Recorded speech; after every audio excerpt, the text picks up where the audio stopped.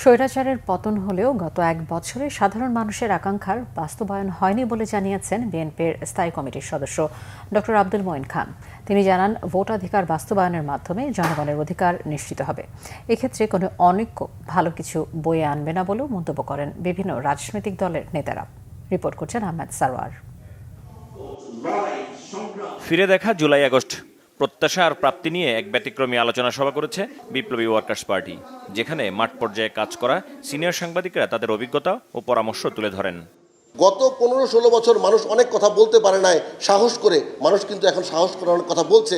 আপনাদের অনেক বড় দায়িত্ব, সামনে নির্বাচন হবে, নির্বাচনের পর আপনারা যখন ক্ষমতায় যাবেন, আমি ক্ষমতা বলি না, আমি সবসময় দায়িত্বের কথা বলি, আপনারা যখন দায়িত্ব পাবেন তখন আল্লাহর ওয়াস্তে সাধারণ মানুষের বিষয়টা দেখবেন, সাধারণ মানুষ কীভাবে ভালো থাকবে সেটি আপনারা দেখবেন।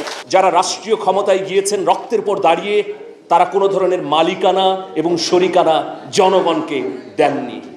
সেই জন্যে আজকে এই অনৈক্য, সেসব রাজনৈতিক দল যেন তারা শুদ্ধ হতে পারেন, যেন মানুষের যে আকাঙ্ক্ষা তাদের প্রতি সেটি তারা ধারণ করতে পারেন, বুঝতে পারেন, সেটি উপস্থাপনের ক্ষেত্রে এখনও কিন্তু আমাদের বাধা আছে। কোনো দেশে যদি গণতান্ত্রিক স্পেস না থাকে, তাহলে সেই সমাজে সাংবাদিকতা করা যায় না। সাংবাদিকতা করার স্বার্থেই আমরা রাজনৈতিক নেতৃবৃন্দের পাশাপাশি কাঁধে কাঁধ মিলিয়ে আন্দোলন সংগ্রাম করেছি। জুলাই আন্দোলনের সম্মুখ সারিতে থাকা রাজনৈতিক দলের নেতারা জানান, মব ও কোনো ধরনের হত্যা গ্রহণযোগ্য হবে না। রাজনৈতিক দলগুলোর মধ্যে ঐক্য বিনষ্ট না করতে যে কোনো ষড়যন্ত্র এড়িয়ে চলার তাগিদ দেন নেতারা। প্রয়োজনে বিএনপি জামাত খুব দ্রুত ঐক্যবদ্ধ হয়ে যায়, একেবারে মাখামাখি সরকার গঠন, এক মার্কায় নির্বাচন। আরে বাবা, এত দোস্তি।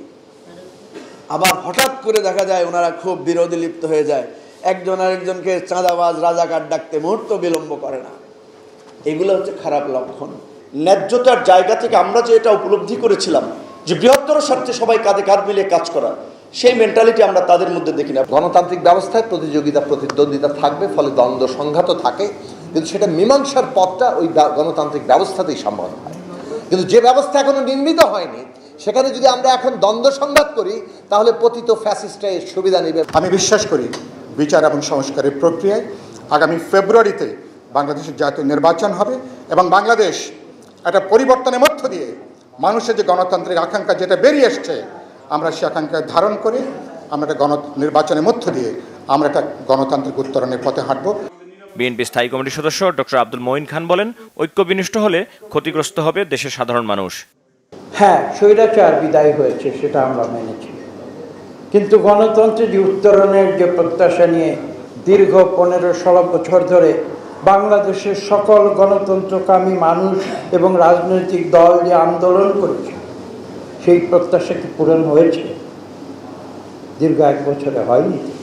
নির্বাচন নিয়ে সব ধরনের অস্পষ্টতা দূর করার তাগিদও দেন রাজনৈতিক দলের নেতারা। আহমেদ সারওয়ার, বাংলা ভিশন, ঢাকা।